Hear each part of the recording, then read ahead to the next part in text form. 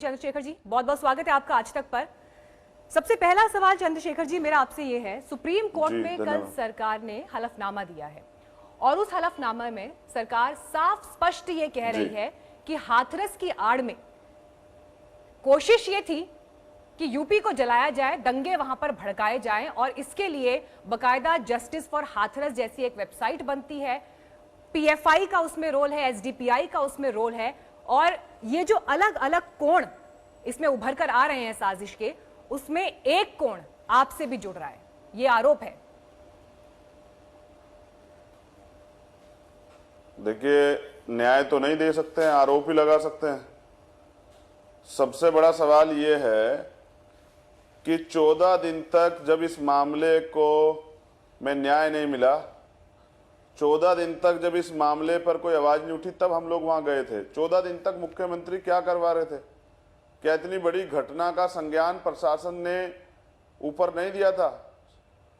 Senior authority तक नहीं पहुंचाया था? 14 दिन तक ये जो बताया जा रहा है कि सब चीजें हो रही, 14 दिन तक ये गांव के लोग, ये लोग जो कह रहे हैं कि माहौल बिगाड़ने के लिए यहाँ ये हो रहा है वो हो रहा है, वो लोग कहाँ थे? उन्होंने कितना प्रयास किया कि इस मामले में न्याय हो? 14 दिन तक प्रशासन ने किया क्या? और आप ये बताइए, आज बता जरा, वेबसाइट बन रही है, किसने बनाई वेबसाइट? 3 दिन सरकार ने आराम से सोचा कि हम लोग किस तरह इस मामले को डाइवर्ट करें, किस तरह से इस मुद्दे से लोगों को भटकाएं, इसलिए उन्होंने सब चीजें बनाई। और उनके पास ये आज पहला मामला नहीं है, जब भी कुछ होता है तो वो इस तरह से मुद्दे को भटकाने का काम करते हैं। मुख्यमंत्री न्याय नहीं दे सकते। अगर मुख्यमंत्री न्याय देते तो 14वें दिन आरोपी की गिरफ्तारी नहीं होती। ये सब लोग वही हैं, सब चीजें वही हैं, बस अब तो न्याय की परिभाषा क्या है चंद्रशेखर जी? चंद्रशेखर जी, इंसाफ की, न्याय की परिभाषा क्या है? क्योंकि अधिकारियों को सस्पेंड किया है सरकार ने, सीबीआई जांच जो कि देश की सर्वोच्च एजेंसी है, इन्वेस्टिगेशन उनको दे दिया है। कल हलफनामा जब सुप्रीम कोर्ट में दायर किया तो सरकार ने यह तक कह दिया है कि अगर सुप्रीम कोर्ट की निगरानी में ही आप जांच चाहते हैं तो वो भी करवा लीजिए, हमें कोई परेशानी नहीं है। तो अब तो मामला कोर्ट में है, क्या है फिर आपके लिए इंसाफ और न्याय की परिभाषा? जी, मैं यही तो पूछ रहा हूं, अब हम लोग कर क्या रहे हैं ऐसा? जब मामला कोर्ट में है, फिर ये जातीय पंचायतों की अथॉरिटी वहां क्यों दी जा रही है? सबसे बड़ा सवाल है कि न्याय की परिभाषा यही है कि जिन्होंने गलत किया उनको सजा मिले, और सजा का एक पैमाना यह है कि उसमें निष्पक्ष जांच हो। इसलिए पीड़ित परिवार ने मांग की थी कि सुप्रीम कोर्ट के रिटायर्ड जस्टिस द्वारा की जाए। उनको सीबीआई पे भरोसा नहीं था। तो अब सुप्रीम कोर्ट में कह दिया ना उन्होंने कि आप करवा लीजिए सुप्रीम कोर्ट के जज की निगरानी में, कह दिया ना, तो फिर आप इंतजार क्यों नहीं करते हैं इन्वेस्टिगेशन का और कोर्ट तक मामला पहुंचे उसका? तो मैं मना कहां कर रहा हूं, और मैं कर क्या रहा हूं ऐसा? मैं कोई पंचायत कर रहा हूं क्या? पंचायत तो जो लोग कर रहे हैं, जिनको तकलीफ हो रही है कि मामला सुप्रीम कोर्ट चला गया है। सुप्रीम कोर्ट ने भी कहा, अच्छा आप मुझे बताइए अधिकारियों को सस्पेंड क्यों किया गया? अगर सब कुछ ठीक हो रहा था, अगर सब कुछ सही था तो सस्पेंड क्यों किया गया? रात के अंधेरे में बच्ची को जलाया जाता है, इससे आक्रोश बढ़ता है या कम होता है? तमाम तरह पीड़ित परिवार को बंधक आप बना देते हैं, उनके फोन छीन लेते हैं, मीडिया के लोगों द्वारा बताया जाता है, मीडिया के लोग एंट्री नहीं कर सकते हैं। आप ये बताइए, इससे जन आक्रोश बढ़ता है या जन आक्रोश समाप्त होता है? कुछ नहीं है वहां, सिर्फ और सिर्फ मामले को, मुद्दे को भटकाने का प्रयास किया जा रहा है। पूरी दुनिया में गुस्सा है, और पूरी दुनिया में जहां भी बहन बेटियां रहती हैं, किसी के साथ ऐसा ना हो, हमें इस बात की तकलीफ है। वहां जातीय पंचायत क्यों, वहां सर्व जातीय पंचायत क्यों नहीं हो रही है? इसलिए नहीं हो रही है क्योंकि सबको पता है कि क्या हुआ। इन्वेस्टिगेशन 14 दिन तक चली।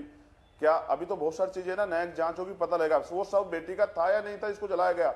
अगर माहौल बिगाड़ने और बचाने की बात थी तो क्या 1 घंटा जो पीड़ित परिवार की मांग थी, उनकी तो सुबह को नहीं थी करने की। उन्होंने तो एक मांग माने ये भी रखी थी कि बस मैं बेटी की हल्दी की रस्म कर लूं, मुझे चेहरा दिखा दो। इसमें कौन सा माहौल बिगड़ रहा था? चारों तरफ तो आपने घेराबंदी करे, कोई जा नहीं सकता था। अभी तो ऐसा भी हो सकता कल आपको पता लगे कि किसी वहां के गांव वाले पे हमला हुआ और वहां कह दिया जाए कि भीम आर्मी के लोगों ने हमला कर दिया, या पुलिस भाग रही हो किसी के पीछे, वो भीम आर्मी के नारे लगा रहे हो। जो षड्यंत्र हो रहा है हमारी समझ में आ रहा है। हम न्याय के लिए खड़े थे और न्याय की उम्मीद बढ़ रही है। जैसे माननीय सर्वोच्च न्यायालय ने कहा कि घटना बहुत भयावह है, उम्मीद है कि न्याय होगा। लेकिन मैं जानना चाहता हूं, अगर मुख्यमंत्री न्याय के पक्ष में खड़े, आप सीबीआई जांच की बात कर रही हैं, अब तक तो मामला एसआईटी के पास है, और अभी ये कहा कि एसआईटी और 10 दिन लेगी, सीबीआई को क्यों नहीं दिया है? दूसरी बात, पीड़ित परिवार को गांव में अब तक क्यों रखा गया है? जब लखनऊ में विवेक तिवारी जी की हत्या होती है, 48 घंटे में उनकी पत्नी को नौकरी दी जाती है। फिर अब तक उस परिवार को नौकरी देने की बात आपने की, आपने उसको क्यों नहीं वहां से हटाया? गांव का माहौल अपने आप सामान्य हो जाएगा, आप परिवार को वहां से हटा के किसी गेस्ट हाउस में रख लीजिए। नहीं, आपकी जो ये बात है चंद्रशेखर आजाद, मुझे लगता है इस बात पर तो पूरा देश एक मत है, इस बात पर तो कोई संशय ही नहीं है कि जिस तरह से पीड़िता का शव जलाया गया, अगर वो परिवार की मर्जी के बगैर जिस तरह से वो पूरी वारदात हुई है, इसको लेकर तो सीधे सीधे इलाहाबाद कोर्ट की लखनऊ बेंच ने ये सवाल उठाए हैं कि किसी का भी ये हक है कि उसको एक प्रॉपर डिसेंट बरियल या क्रिमेशन मिले। ये बात आपकी ठीक है मीनाक्षी बहन, मीनाक्षी बहन, मैं एक बात कहना चाहता हूं। मैं ये चाहता हूं कि आप कह रहे हैं कि वहां का माहौल बिगाड़ने, आप उस पीड़ित परिवार को वहां से जब आपने उनको शिफ्ट करने की बात की, घर देने की बात की, क्यों नहीं निकाल रहे वहां से?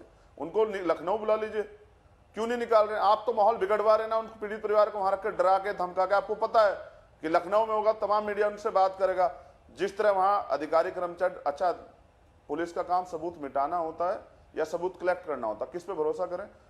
मीडिया को इसलिए नहीं घुसने दिएगा। मैं आपको बता रहा हूं सच क्या है कि जितने एविडेंस थे वहां क्राइम सीन पे, जितने एविडेंस थे वो सब खत्म किए गए। एसआईटी के लोगों ने फाइलें छीन ली है हॉस्पिटलों से, जहां पे एविडेंस थे। एसआईटी के लोगों ने धमकाया परिवार को, मारपीट की है। बहुत सारी पीछे अभी न्यायिक जांच होगी माननीय सर्वोच्च न्यायालय के संज्ञान में, तो सब खुल के दूध का दूध और पानी का पानी हो जाएगा। लेकिन जिस तरह से मामले को डाइवर्ट किया जा रहा है, जिस तरह से हमारी बहन का चरित्र हनन किया जा रहा है, जिस तरह से पीड़ित परिवार को दोषी बनाया जा रहा है, मैंने 2-3 बातें आपको कही कि ऐसा भी हो सकता है जैसा माहौल बनाया जा रहा है कि खेतों से कोई भीड़ भाग रही है और भीम आर्मी के नारे लगा रही है। आप उल्टा सरकार पर और प्रशासन पर उनके काम करने के तरीके पर सवाल उठा रहे हैं। आप सवाल उठा रहे हैं चंद्रशेखर जी, लेकिन देखिए आरोपों के घेरे में आप भी हैं, आपके ऊपर भी आरोप लग रहे हैं चंद्रशेखर जी। आपके ऊपर आरोप ये लग रहा है कि आप इस मुद्दे पर राजनीति कर रहे हैं। चंद्रशेखर जी, आपके ऊपर आरोप ये लग रहा है कि आप इस मुद्दे पर राजनीति कर रहे हैं। देखिए 29 तारीख को चंद्रशेखर जी आपने एक ट्वीट किया था, ठीक है? सुनिए मेरी बात तो सुन लीजिए। आवाज उठाना नहीं, पीड़ित परिवार के लिए हम सब खड़े हैं चंद्रशेखर जी। मैं उस बात का समर्थन करती हूँ आपका कि जो गलत हुआ है, जिसके साथ गलत हुआ है, उसको जरूर इंसाफ मिलना चाहिए। मैं आपकी इस बात का पूरा समर्थन करती हूँ, लेकिन देखिए आरोपों का सामना आपको भी करना पड़ेगा। आपका जो आपका ट्वीट है 29 तारीख का, आपने लिखा, हमारी बहन बेटियों की जान इतनी सस्ती नहीं, हमें न्याय चाहिए। केंद्र सरकार पीड़ित परिवार को 2 करोड़ का मुआवजा, फर्स्ट क्लास नौकरी और आरोपियों को फास्ट ट्रैक कोर्ट के माध्यम से 30 दिन में सजा की घोषणा करे। यदि 24 घंटे में हमारी मांगे नहीं मानी जाती तो भीम आर्मी भारत बंद करेगी। ये 29 तारीख का आपका ट्वीट है। कब करेंगे आप भारत बंद? क्योंकि इन तीनों में से तो कोई भी मांग पूरी नहीं हुई। कब करेंगे आप भारत बंद? क्या सिर्फ ये एक उकसावे का एक बयान था? क्या सिर्फ ये एक उकसावे भरा ट्वीट था?